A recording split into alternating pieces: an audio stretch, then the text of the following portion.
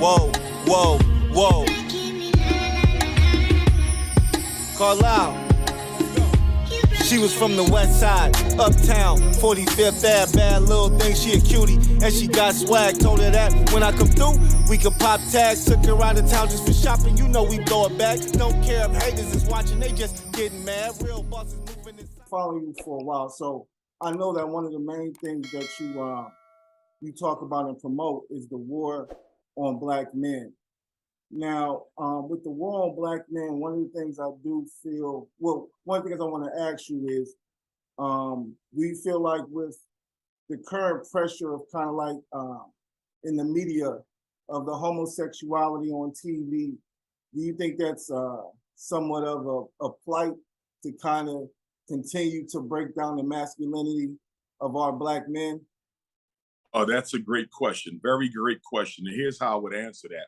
I would first say historically, we as African people have to be conscious of the fact that ever since our so-called emancipation, America has had a priority of our extermination. Ever since emancipation, the agenda of the American power structure has been the extermination of African people. So whether it is the Tuskegee syphilis experiment, whether it is the AIDS, HIV virus that was deliberately created to reduce African life, the Ebola, the West Nile, now they're finding polio coming back. Polio is a disease that was eradicated. But guess what? Even though the white power structure eradicated the disease of polio, they never eliminated the virus of polio.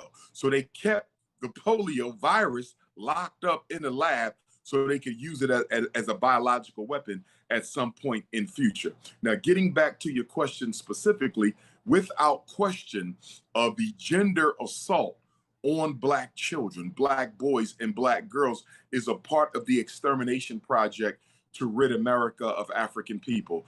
2 women cannot reproduce, 2 men cannot reproduce. So therefore, if we can convince the children, this is why they need to target African children in preschool. This is why they need to target African children in elementary school, in kindergarten, 1st and 2nd grade, because whoever controls the mind of the child will rule the next generation. Whoever controls the mind of a child will rule the next generation. So the reason they're introducing same-sex indoctrination, not education, there's a very fine line between education and indoctrination. And the difference is when you educate, you're teaching people how to think critically about a set of issues. When you indoctrinate, you don't teach people how to think. You teach people how to follow. Black children are not being educated about same sex. They're being indoctrinated about same sex. And let me say this. I love all African people. I respect all of humanity. Whether you gay, straight, or transgender, I'm going to respect you as a human being. But I reserve the right to disagree with the manner in which you are living your life. And the reason I have to say that, my brother, is because this government and the LGBT army has created a dichotomy of political discourse whereby if you disagree with same sex, you wish harm against homosexuals. You wish death against transgenders. You wish lesbians to be disrespected. I've never supported, and I will never support any platform that says because you are same sex, you should be harmed. I've never said that.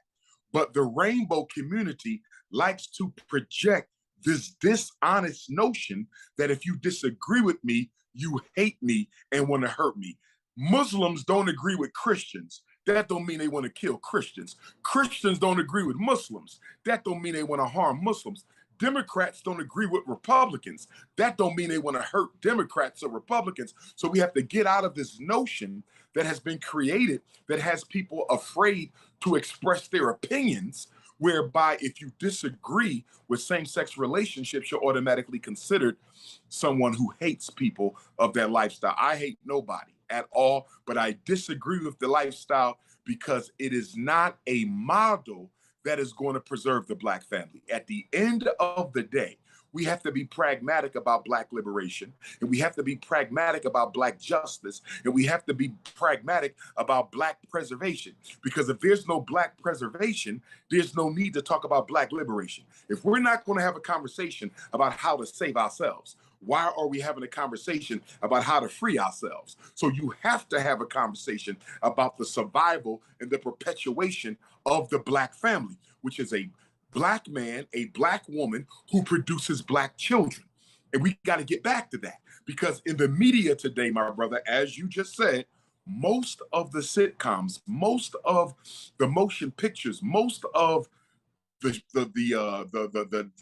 programming is same-sex or opposite race. Every Black person in a romance on TV today is in a same-sex romance or an opposite race romance. Why can't we see healthy straight Black men married to healthy straight Black women?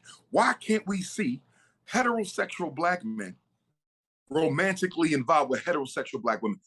If it's heterosexual, it has to be interracial. Why must every show on TV that has a Black man or a Black woman in a heterosexual relationship, they are in that heterosexual relationship with somebody of another race? What type of example is that to Black boys and Black girls? They're trying to kill our children's desire to preserve the Black family. Thank you. I agree with that 100%. And of course, I know listeners will probably, some agree, some may disagree, but I definitely feel pretty much. We can. The same. Are you able to? I'm sorry? Are you able to have callers on your platform, good brother? No, unfortunately. I mean, they can call in and you can probably hear them, but I actually got it to where I want them to send in questions. So sure. I may get something through my phone. So they may be able to ask any questions or anything like that. So I definitely left that avenue open. Take one more point, if I may, on that LGBT agenda. The Black community has to get to a place where we can agree to disagree on LGBT. But can we at least agree on one thing? Preschool is not the age. Kindergarten and first grade is not the age.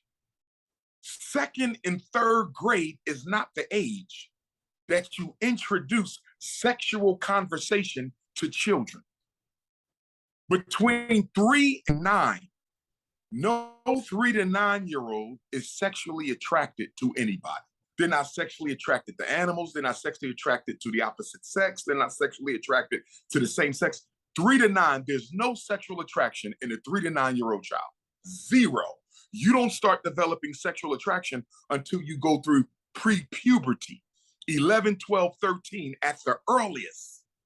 So why can we not agree that children are off limits for any kind of sexual indoctrination? Well, you can agree with the lifestyle, but can we agree that you don't target our children at such a young, tender age for this type of propaganda? And that's why I'm disappointed in the Black community for not at least standing up for that.